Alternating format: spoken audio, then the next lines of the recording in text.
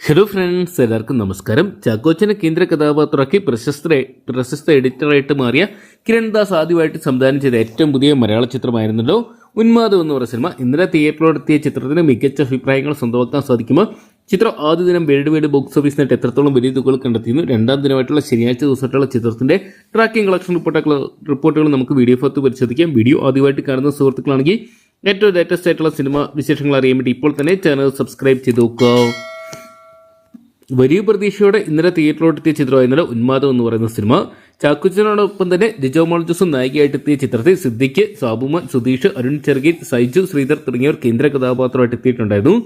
പ്രശസ്ത ഹിറ്റ് സിനിമകൾക്ക് തിരക്കഥ രചിക്കുന്ന ഷാഹി കപൂർ ആയിരുന്നു ഈ സിനിമയ്ക്ക് തിരക്കഥ രചിച്ചിട്ടുണ്ടായിരുന്നത്.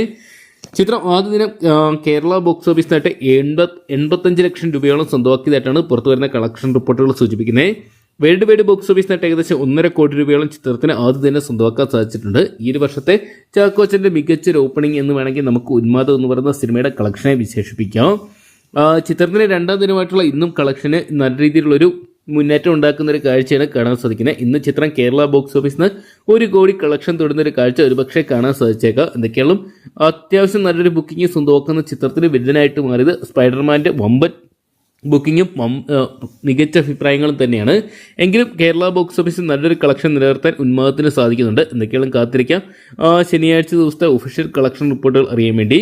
അപ്പോൾ ഉന്മാദം എന്ന് പറയുന്ന മലയാള ചിത്രം നിങ്ങൾ കണ്ടിട്ടുണ്ടെങ്കിൽ സിനിമയെക്കുറിച്ചുള്ള നിങ്ങളുടെ വിലയേറിയ അഭിപ്രായങ്ങൾ കമൻറ്റ് ബോക്സിൽ പങ്കുവെക്കുക. വീഡിയോ ഇഷ്ടപ്പെട്ടെങ്കിൽ ലൈക്ക് ചെയ്യാനും ഷെയർ ചെയ്യാനും ചാനൽ സബ്സ്ക്രൈബ് ചെയ്യാനും മറക്കണ്ട.